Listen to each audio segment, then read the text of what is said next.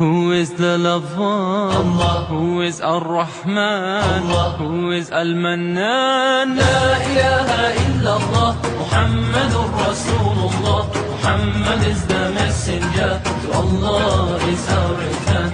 La ilaha illallah, Muhammadur Rasulullah. Muhammad is the messenger, to Allah is our return. La ilaha illallah, Muhammadur Rasulullah. أعوذ بالله من الشيطان الرجيم بسم الله الرحمن الرحيم والصلاة والسلام على أشرف المرسلين سيدنا محمد صلى الله عليه وسلم وعلى آله وصحبه وسلم. الحمد لله الذي أنزل على عبد الكتاب ولم يجعل له عوجا قيما لينذر بأسا شديدا من لدنه ويبشر المؤمنين الذين يعملون الصالحات أن لهم أجرا حسنا ماكثين فيه أبدا. أشهد أن لا إله إلا الله وحده لا شريك له وأشهد أن محمدا عبده ورسوله. اللهم صل على سيدنا محمد وعلى آله وصحبه وسلم. آمين. Brothers and sisters in Islam and viewers in general, I say Assalamu alaikum wa rahmatullahi wa barakatuh. That is, may the peace and blessings of Almighty Allah be upon you all. You are welcome to another edition of your program, Islam in Focus, a platform where we discuss about the teachings of Islam and how to comply with Allah's injunction as dictated in our great faith, Islam. Let me inform you that this program is on YouTube, and you can subscribe to it by just typing Muslim Media Watch Group, and you find yourself having an opportunity to watch and listen to some of the programs we have done in the past, including this one. So we are on YouTube and we are also on website. Our website is www.muslimmediawatch.com. You'll be well educated if you tune in and subscribe to our YouTube page. Today we shall be discussing a very important topic, and that is Eid-el-Kabir. It's also called Eid-el-adha. As we are presently, we are looking forward to seeing and hearing our pilgrims from all over the world who are in the Holy Land to proceed to Arafah for this year's Hajj. Movement to Arafah and even reporting at Arafah on the day of Arafah is the most significant aspect of Hajj. We have discussed Hajj in our two last episodes. But now, we want to discuss the festival of sacrifice known as Eid-el-Kabir. What is Eid-el-Kabir? What is the origin? What is the link between that and the Hajj that is being performed presently now? In the next 5 days or so, or even 4 days, pilgrims will be in Arafah, and it will be a preparatory note for us, for those of us who are not in the Holy Land, to get ready to celebrate Eid-el-adha. So these are some of the issues we want to discuss on today's program, and I welcome to this program our brother Barrister Adam Muhammad Jamil, who is a very senior academic staff of, what's your position in the Quranic College of Arabic and Islamic Studies? Special guest of Allah, Deputy Provost Academic. MashaAllah. Our guest today is the Deputy Provost Academic, Quranic College of Arabic and Islamic Legal Studies. It's an higher institution that we are hoping is going to become a university very, very soon, inshallah. Let's welcome Barrister. Assalamu alaikum. Wa alaikum salam wa rahmatullahi wa barakatuh. He's an outstanding scholar, and from the presentation, you get to know what is Eid-el-adha. Alhamdulillah. Wassalatu wassalamu ala Rasulillah, Sayyidina Muhammad ibn Abdullah, wa ala alihi wa sahabihi wa man wala. Amen. We give thanks to Almighty Allah. Alhamdulillah. I want to sincerely thank you, sir, for making me participate in this program. Alhamdulillah. Eid-el-adha. It is a festival.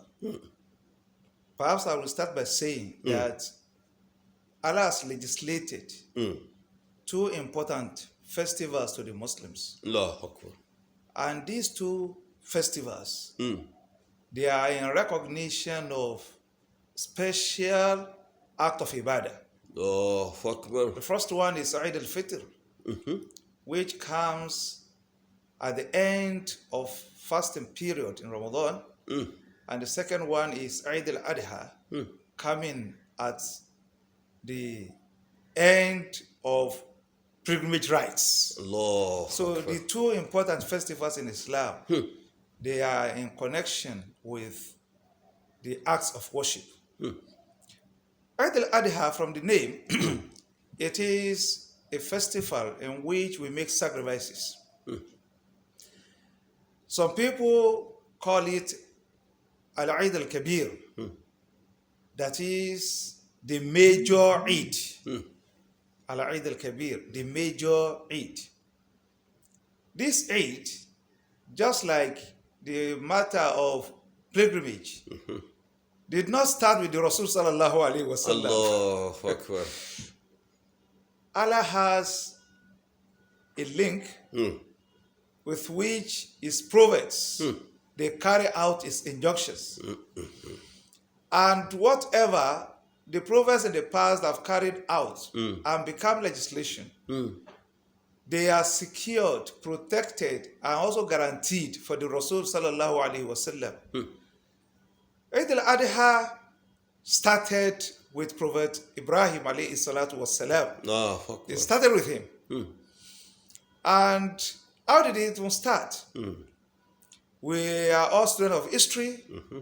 For a very long time, after his marriage with Sarah, radiallahu anha, the Prophet sallallahu alaihi wasallam was unable to have a child. Allah did not give him a child.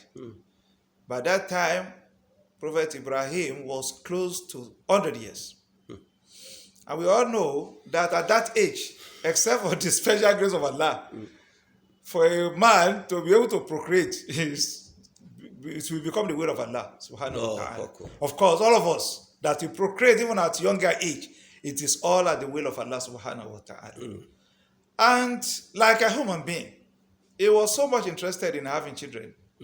And he continually was praying to Allah subhanahu wa ta'ala to grant him an obedient child.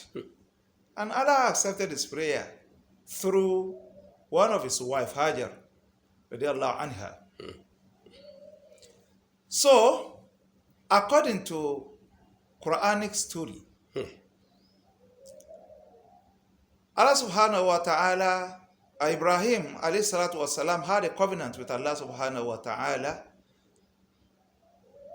that if he is granted a child, he will make sacrifice. And by the time Allah granted his prayer and gave him Ismail alayhi salatu wasalam, Allah asked him to go and do the sacrifice. Surprisingly, it is the sacrifice of the son, the only son that he ever begotten, that Allah asked him to go and sacrifice for him. And as an obedient prophet, he was ready to carry out the injunction. And Allah subhanahu wa ta'ala was gracious, was grateful to Ibrahim alayhi salam for being ready to carry out his injunction of making the sacrifice. And as a result of that, he had a very submissive son who was always ready to go by the dictate of the father. Ismail was so submissive that when he heard from his father that it's going to be sacrificed, he had no option rather than to tell the father, Satajiduni insha'Allahu min as-sabirin. You will find me among those who will be patient to carry out the injunction of Allah subhanahu wa ta'ala. Such was the father, such was the son. At this juncture, I want to pray that all our children, male and female, May Allah make them sincere servants of Allah subhanahu wa ta'ala. Ameen. May Allah make them to be submissive to the will of Allah and to our own will too. Ameen. As long as our will does not contradict the will of Allah subhanahu wa ta'ala anyway. Inshallah. So, he was about to do that, and they went outside Mecca. They went towards Muna. It was at that place that they were both ready to carry out the instruction of Allah of making Ismail a sacrifice. And Allah ransomed that life of Ismail by Iram. Allahu Akbar. That was the genesis of Eid-el-adha in Islamic faith. That's how we started. So Ibrahim was the first person to start Eid-el-adha, Eid-el-Kabir. And Allah made it a sunnah for the Prophet of Allah sallallahu alaihi wasallam that after the convergence of the Muslims at the month of Arafah, the following day, which will be the 10th of the Hijjah, will be a day of sacrifice. But it is not only in response to the pilgrims alone. Allah make it a global reaction to what the pilgrims have done in Mecca, that the entire Muslim world, they should make sacrifice of ram at the 10th day of the Hijjah. And that is the day we refer to in our climate as the day of Ilayah. And that is the genesis of Eid-el-adha. Thank you very much. Thank you very much. You have taken us memory lane, and you made us to realize why we are doing certain things in Islam. In all our practices in Islam, Muslims and non-Muslims welcome two events with great enthusiasm. One is period of Ilayah, when we slaughter rams and distribute, prepare food for people and so on. The second one is when our people go on Hajj and they are back. The reunion is usually marked with a lot of excitement. But every one of these occasions has their significance. With this, you have narrated what happened. And I believe sincerely that Muslims, apart from the merriment, apart from the excitement of performing the slaughtering of the ram and all whatnot, we should learn some lessons from what occurred to Prophet Ibrahim, his son Ismail, and to the mother of Ismail. What lesson should we learn as Muslims from this sacrifice? Alhamdulillah. The first lesson is to have total belief in Allah Almighty. Allahu Akbar. An unconditional belief in what Allah can do, in what Allah is doing, Allahu Akbar. and in what Allah may probably do in one's life. Allahu Akbar. There's nothing that does not have the knowledge of Allah. To have a wife, it is with the knowledge of Allah. And you will only have a wife when Allah has willed that you are going to have a wife. Now, Acquisition of knowledge, it is the will of Allah. It is when Allah has willed that you will have knowledge, Allah will give you. If He doesn't, of course, you will not even go and acquire such knowledge. Likewise, everything that we do in life. So one must have total belief in Allah subhanahu. Prophet Ibrahim alayhi salatu wasalam had that total belief in Allah subhanahu wa ta'ala. That there's not and he was ready to do Allah's wish. There's nothing that Allah cannot do. So he has submitted himself totally to Him. Muslims should submit to Allah in whatever that we do. And that is a defect on us today. Yes. Today, we only proclaim that we submit. When it comes to reality, you'll find many Muslims, they are not into falling by the wayside. They will. Trying to patronize one herbalist or the other. Yes. Even some so-called scholars, they have turned to be herbalists. Yes. It's unfortunate. It's very, very unfortunate. My dear brothers and sisters in Islam, the lessons we are to learn from Eid-el-adha, that is Ilayah festival, are many. Number one, see the type of belief demonstrated by the prophet of God, Prophet Ibrahim, by submitting to Allah's will. He was ready to kill his son. But Allah said, since you are determined, stop it and replace it with ram. The son, who is not as old as his father, can never be, at the age of 12 or 13, father told him that I'm going to slaughter you. He didn't run away. Son, daughters, please obey your parents, obey God. The mother too had only one child.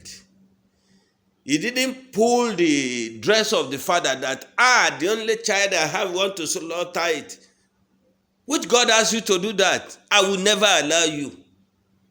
To tell the son to run away. It never happened. The three of them submitted to the will of Allah. That's how every family should do. Do it secretly, do it openly. Let people see you that you are obeying God to all levels, so that you will not give Satan, that is the devil, any opportunity to mislead you. Now, in a particular religion, they usually say that there is no forgiveness of sin except if we have to let some blood. And some people erroneously misinform people that the slaughtering of ram during Eid-el-adha that we Muslims do is in line with that belief that without letting out some blood, sins will not be forgiven. Do Muslims believe in that? Must we believe in that? Is that the purpose of our killing ram? Let me categorically say that atonement of sin is not the reason why we slaughter ram during Eid-el-adha. Never. Allah has so many acts of worship. And he asked Prophet Ibrahim and Prophet Muhammad sallallahu alaihi wasallam to say in the gross Quran, Allahu Akbar. Inna salati wa nusuki wa mahyaya wa mamati lillahi rabbil alamin. If a Muslim sees himself in that sense, he will know that slaughtering of a ram is not for the purpose of atonement of sin. What's the meaning? Allah says, tell them, Inna salati, my acts of prayers, wa nusuki, my acts of sacrifices, wa mahayaya, my existence, wa mamati, my death, all belong to Allah subhanahu wa ta'ala. A Muslim makes an act of worship when he makes sacrifices. Even without Ilayah mode, a Muslim can slaughter ram and make it charity for the less privileged ones. A Muslim can slaughter a cow and distribute the meat, even not during Ilayah period, and Allah will accept it for him as an act of ibadah. It is an act of ibadah as far as Islam is concerned. It is never for the atonement of sin. What will Allah do with the blood? Even said that La yanalu Allah luhumuha wala dima'uha walakin yanaluhu at-taqwa minkum. The blood, neither the blood nor the meat will reach Allah subhanahu wa ta'ala. God said that in the Holy Quran. Allah has nothing to do with the blood or with the meat. What Allah wants is the sincerity and His fear that makes us to slaughter the ram. And that is it. Thank you very much. Finally, before we round up the program, we have to ask question whether it is proper for us to take a loan to buy ram, because you wouldn't want your children to be loitering around other family members. There are some people who are as poor that if they take that loan, they can't pay back. There are some people who will not be able to slaughter that ram because of economic reasons. Which way out for them, please? That will be Islamic. Islam wants ease for the entire mankind. And Allah subhanahu wa ta'ala, in so many pages of the Quran, No. as continuously reassuring us, La yukallifullahu nafsan illa wus'aha. Allah will never place a burden on anybody which he cannot bear. Let us first know that it is not an obligatory act of ibadah. It is sunnah mu'akkada. It's an emphatic sunnah of the Prophet sallallahu alaihi wasallam, which the ruling is, if it is done, you are going to be rewarded. If it is not done, You are not going to be punished. You are not blameworthy. If Allah wants you to slaughter a ram, He will make provision for you. So if He has not made provision for you, why will you go into a debt just because you want to slaughter ram? But this is not to say that a person like me, a civil servant, that I know that if I take my salary, I'll be able to slaughter ram from my salary. And the government has not paid salary, and it is time for Ileya festival.